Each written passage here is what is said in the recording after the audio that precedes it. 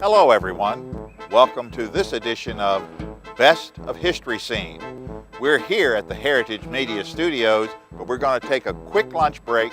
Stick with us and enjoy this show. It may not be the biggest, it's just a little show with stories of Virginia and places you may know. It's about the times and faces that made us who we are. We'll take you to those places, we'll travel near and far. We have history around every tree. We have old-time tales to hear and see. Our past will come alive again on your TV screen, while having fun with good old friends here on History Scene, where all the places and faces are traces of history. You'll see us then, you'll see us now, here on History Scene.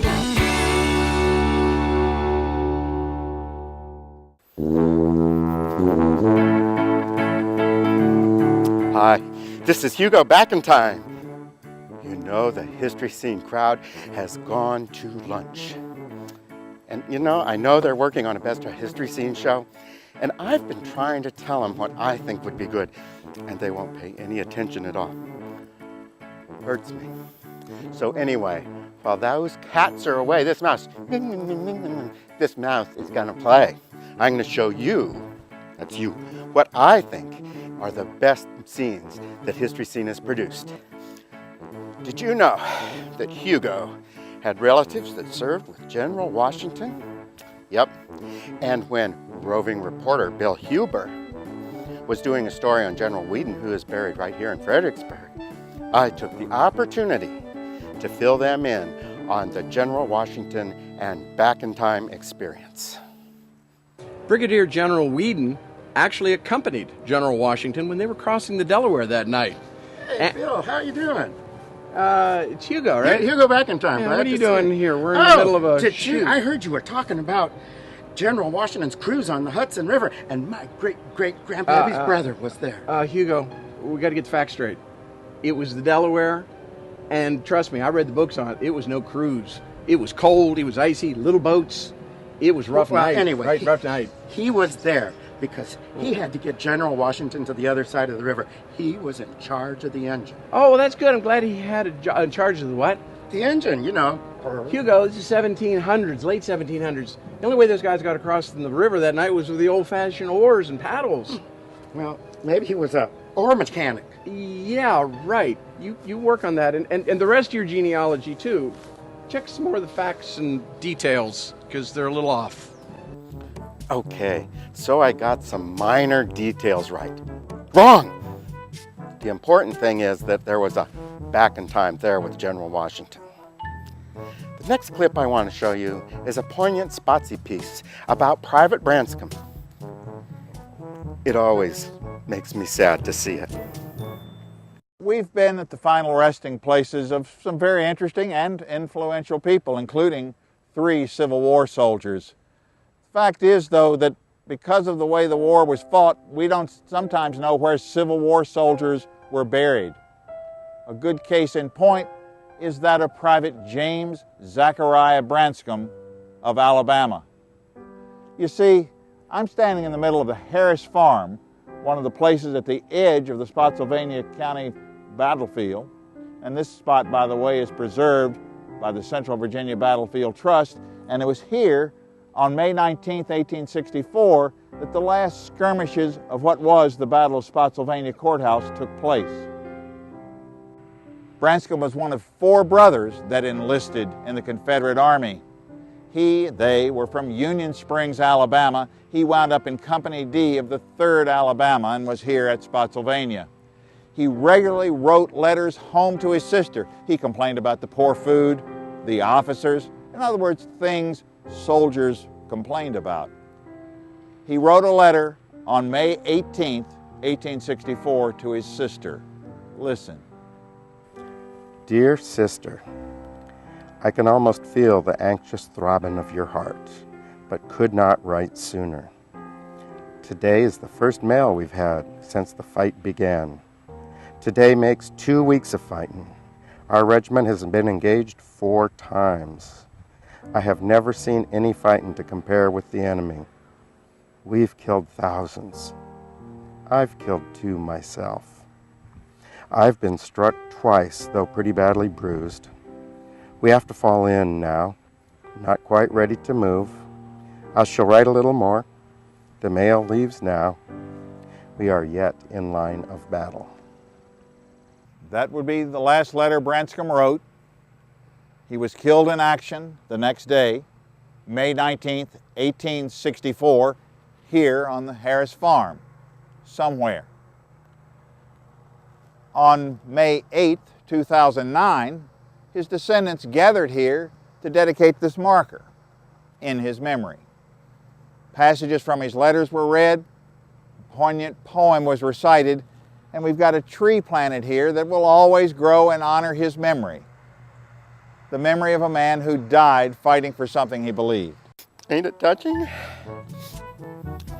Well, another fave of Hugo's was the Lincoln sequence. Who'd have thought that Abraham Lincoln spent so much time in the Fredericksburg area? When Lincoln was here, he was here 6 different times. Now, when traveling outside of Washington, D.C., he visited Stafford more than any other place. But today we're going to talk about Lincoln's second visit in May of 1862 when he gave a speech in Fredericksburg. Mrs. Connor, how did President Lincoln get to Fredericksburg? David, that's such a good question. Every time Lincoln came down, he arrived right here at Aquia Landing, and then he stepped out, and nearby, a couple feet from here, there was the railroad track. Now, if you look at this picture, you can see the railroad track there. Does that mean President Lincoln walked right where we are? It sure does. When Lincoln came down here in May of 1862, it was nighttime, so he didn't get right off. He slept aboard the steamer, then got off right about here and got on a railroad car. And then he went a few miles up the road and he came to this railroad bridge. He got off, and there, along with him, were Stanton, the Secretary of War, along with Commander Dahlgren. And Lincoln said, he looked at this bridge and he said, let's get off and walk across it. So Dahlgren wrote that Stanton was very dizzy, but I helped Stanton get across too, even though I was dizzy. But he said there was the President of the United States, and he was walking across that bridge like a schoolboy, and it was only 1 plank wide. Now, when Lincoln got back to the White House, he was so amazed at looking at this bridge over Potomac Creek that he told everyone around him, he said, "Gentlemen, I saw the most amazing structure built by Herman Haupt, and there weren't engineers that built it, there were just common soldiers." He said, "My word, gentlemen," he said, "it's 400 feet long and about 100 feet in the air, and it's made of nothing but bean poles and corn stalks." I like that part. Where did the president go from there? Well, he got on the train, and then the train went to Falmouth Station. Now, Falmouth Station is no longer standing, but it's where the Eagles Lodge is on Cool Springs Road today. Then he got in a carriage and went to Chatham. I went to Chatham once, but don't remember much about it, especially the part about Lincoln. David, would you like to go there? Sure. Grandpa, can we race to the swimming beach first? No, David, but I'll race you to the car, and the last one there has to drive. David, this is where President Lincoln's carriage arrived. This is Chatham, but during the Civil War it was called the Lacey House. And here's a picture of what it looked like then. There are big porches in the picture, but I don't see any now. What happened to them? The porches in the 1920s were taken off. Now look around at those white lines. I see them. Is that where the porches were attached? That's right. They were attached right there and on the side, and that's called a porch ghost. Mrs. Connor, what did President Lincoln do here? Well, since it was the morning, he had breakfast here, and then he met with his officers and generals. Okay, but when did he go to Fredericksburg? Well, he boarded a carriage that was pulled by 4 steel gray horses, and he went about 2 farms down to a place that we now call Ferry Farm. Do you happen to know who grew up there? I know about Ferry Farm. George Washington lived here when he was just my age, but I want to go see how Lincoln crossed the river. Well, let's go now. I think that's a good idea. Isn't this a beautiful old road? This is the road where the carriage, when it left Chatham, came down this road to Ferry Farm. And I can just imagine how thrilled the president was to be where Washington grew up, because he admired him more than anyone else. How would you all like to go down to the river and see how Lincoln's carriage got across? Okay. Here we are right at the Rappahannock River, and I want you to look at this picture and tell me how you think Lincoln's carriage got over into Fredericksburg. I think Lincoln's carriage crossed over a road laid across some anchored boats, like a pontoon bridge. That's correct, but these boats were called canal boats. I love that part about Lincoln walking across the train trestle and his wimpy cabinet being too afraid to follow. If Hugo walked across the trestle, they would probably arrest him. The next segment I'm going to show you is about there's gold in them there hills. And Hugo loves his gold. He loves the yellow metal. And he also loves that a Backintime plays an important part in this segment. I'm in the pit of a former gold mine west of Fredericksburg along the Rappahannock River. With me is Jim McLeod. Jim is a geologist. But Jim, can you tell me what went on at an operation like this? Well, certainly, Scott. This was the entrance to the mine. It was a shaft that went down 125 feet with tunnels or drifts going off horizontally at 60 feet and about 100 feet. And what the miners were doing were looking for veins of quartz that contain gold. Lode gold, we call it, or vein gold. Some of the gold was in quartz veins like this. And we call them stringers, very narrow quartz veins. And they would drill and blast this rock out. Some of the veins were as thick as a foot or more, of much bigger amounts of quartz. And that's what I call quartz, but yeah. Yes. Of course, there were different types, but this is mainly what they were looking for. And they would drill this material, bring it to the surface, and break it up, and then try to get the gold from it. Here's a specimen from a mine near Great Falls, Virginia, and you can see some of the gold in some of the stringers of quartz. Well, Jim, when was this mine at its peak production, and what did it mean when I ask you peak? How much did it produce? All right, this mine in its peak was probably 1830s, 1834 probably. They were recovering about $600 worth of gold a week. That was after it's processed, and at that time gold was worth about $15 an ounce. Now, I see what's happening there, but all right. So we got that going on, but how many men worked here? Well, approximately 50. There's a lot of things that go into running a mine. You need people to run the crushing plant, the stamp mill where the heavy weights are going up and down to crush the ore. You have miners underground drilling and blasting the rock to bring it to the surface. You have people working as harness makers and blacksmiths to put all this together. So they had approximately 50 people at that time. Quite a wide operation. Yes.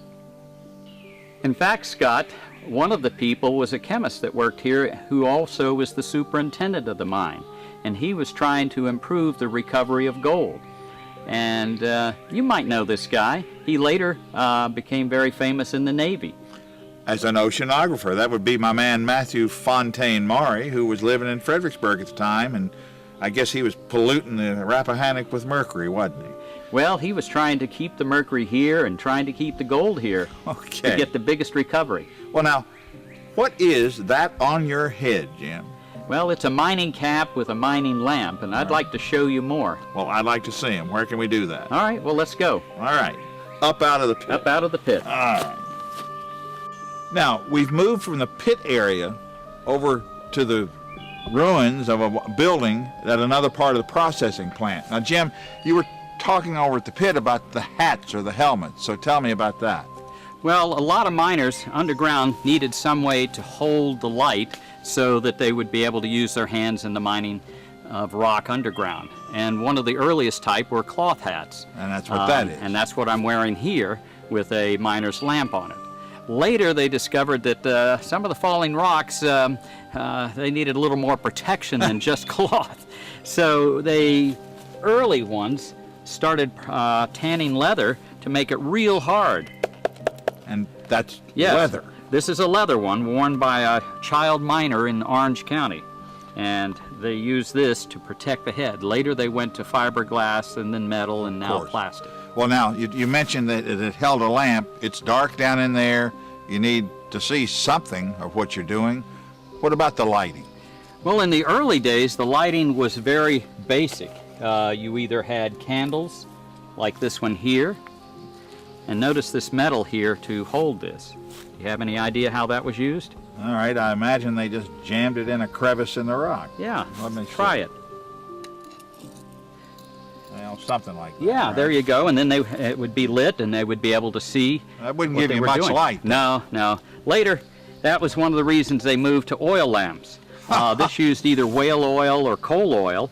The oil would be put into the top. It looks like a little pitcher, and there would be a wick coming out to soak up the oil, and then you would light this very much like the candle, but the light was a little brighter, and it would be mounted right on the helmet like this. And in some of the old mining lamps, you can or mining pictures, you could see these lamps on the miners' heads. All right. Now, what have you got up there? Well, I have a carbide lamp. All right, now let's see how this lamp works.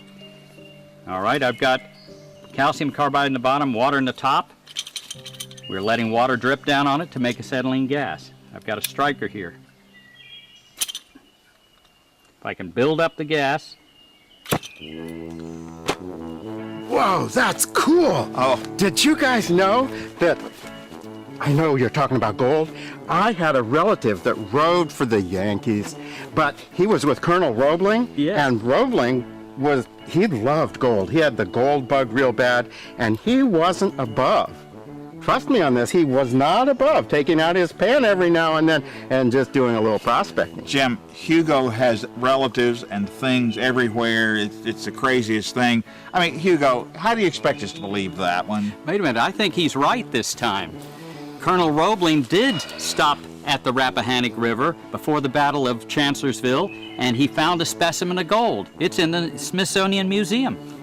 Oh, Hugo, well, I knew I liked you. what are we going to do with you now?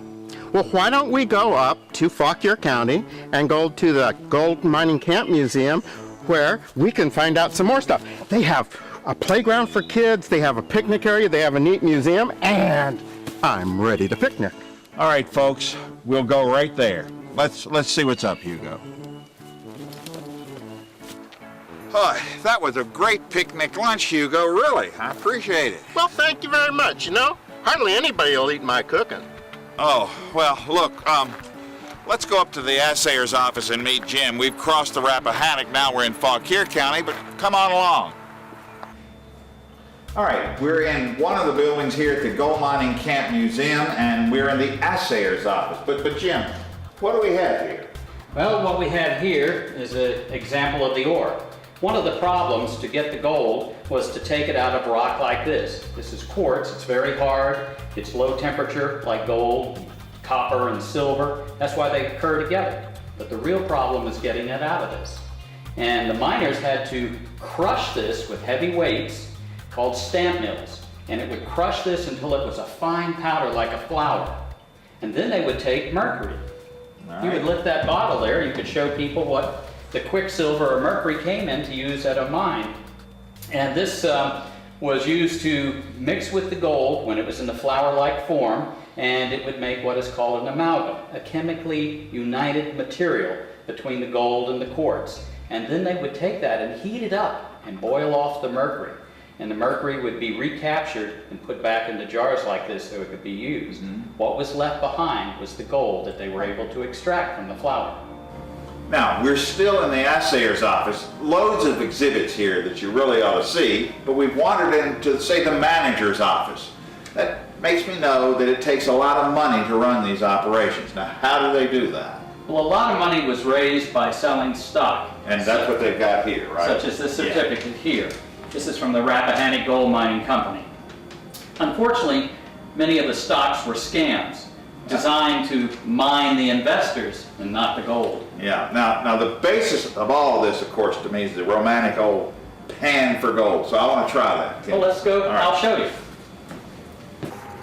Now, when most people think of gold mining, they really mean gold panning, not digging in a mine. So I'm going to ask Jim to explain gold panning to us. Well, Scott, pans were used for prospecting, not for production. And they were used to test to see if gold was in the sediment or crushed rock. I'll demonstrate how it's done. I'll take this modern plastic pan, which has a little more aggressive ripples than the old one. I'll take a little bit of gold from this vial and pour in here to show that it's the weight of the gold that helps recover it. It's 19 times heavier than an equal amount of water. So I dump the gold in there, I shake it a little bit, and it completely disappears. It's so heavy.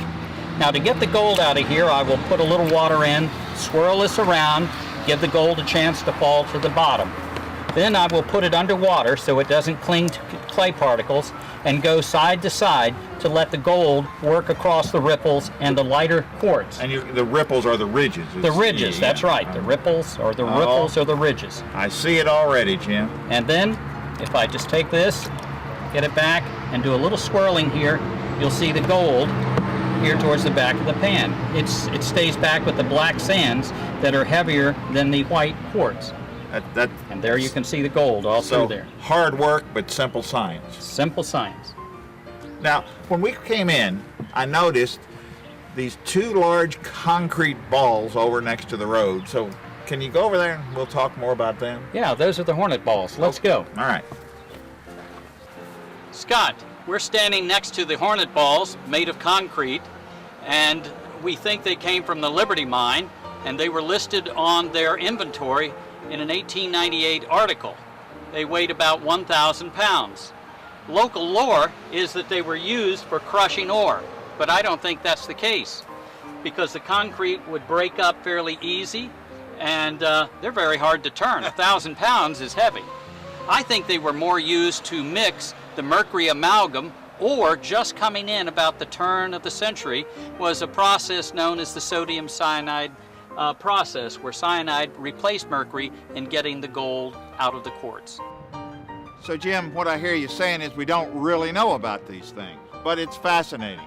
Now, ladies and gentlemen, if you bring yourselves and your family here to the Gold Mine Camp Museum, there's loads of things to see and do. So it's not far from Fredericksburg. You ought to try it some weekend. Another reason that Hugo loved that gold clip is while we were out on the chute, I found this nice yellow nugget. I'm not saying it made me rich, but... Hugo, what are you doing counting all that money? Oh, I found this beautiful rock at the base of one of the tripods, and here it is.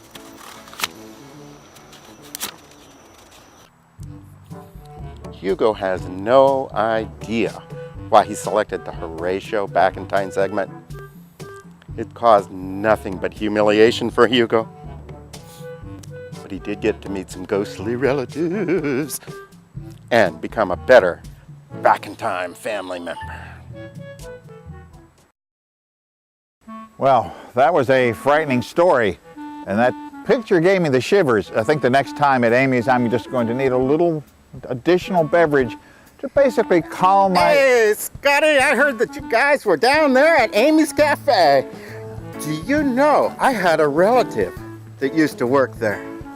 Hugo, yes, we were at Amy's, and I'm never really surprised to see you, but a great uncle that worked at Amy's. What did he do? Great uncle. He was the first valet parking guy. The coaches would come in, he would open the door, the shoppers would get out, then he would grab the keys and take them around to the back, and he was so efficient, he would even check the oil. Okay, Hugo, we've got horses and carriages. There were no keys, no oil to check. I mean, you've got your facts straight as, not straight, I should say, as usual. Well, then what do you think he did with the dipstick? I don't know, Hugo. Hello, Scott. Hope I didn't frighten you. Well, no, you didn't frighten me, but who exactly are you? Well, I'm Horatio Just-in-Time. You know, your buddy Hugo there, his great-great-uncle on his mother's side. You were just talking about me. Yeah, you know, you do kind of look familiar. The clothes business, is it a family trait? Who the heck are you talking to? Hugo, I was just talking to Horatio Backintime, your uncle. I mean, we were just talking about him. You're just kidding, aren't you? There's nobody here but you and me. There's no such thing as ghosts, is there? Hugo, you know, the family's been watching you, and we just can't understand how you get all your family facts so mixed up. You completely make us look like dummies up there. Who are you looking at? Hugo, as I said earlier, your uncle, he's My here. Uncle Horatio? Horatio is here, and he's talking about you. Oh, I certainly hope he knows how I try to make the family feel so proud with my unique outlook on family history. Proud? Proud? Why, I'm embarrassed to show my ectoplasm up there because of you. You know, we can't wait until you get up there so that we can just fill our family position as the village idiot.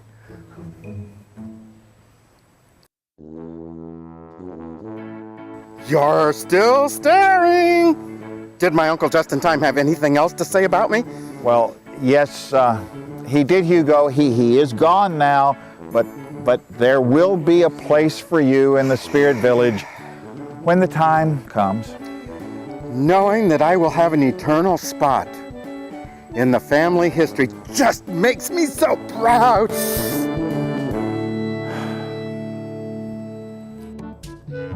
Oh, Uncle Horatio, I'm so sorry. I'll try to be better. I'll try to stick closer to the truth as I see it. Uh-oh, I think the history scene crowd is coming out. Back. I gotta get out of here. Oh man, he did it again. That was Yeah, that was delicious. Hey, wait a minute. Somebody's been here.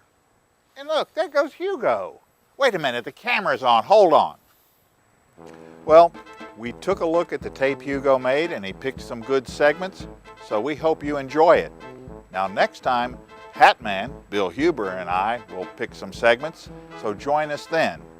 In the meantime, go to our Facebook page. Let us know what you think or what some of your favorite segments were. And unless I see you downtown, here and about, I'll see you next time on the Best of History Scene. It may not be the biggest, it's just a little show with stories of Virginia and places you may know. It's about the times and faces that made us who we are. We'll take you to those places, we'll travel near and far.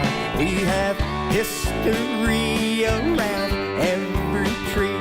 We have old-time tales to hear and see.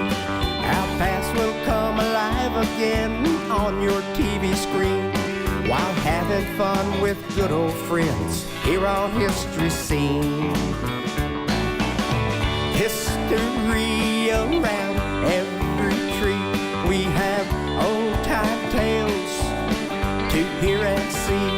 Our past will come alive again on your TV screen while having fun with good old friends here on History Scene, where all the places and faces are traces of history. You'll see us then, you'll see us now, here on History Scene.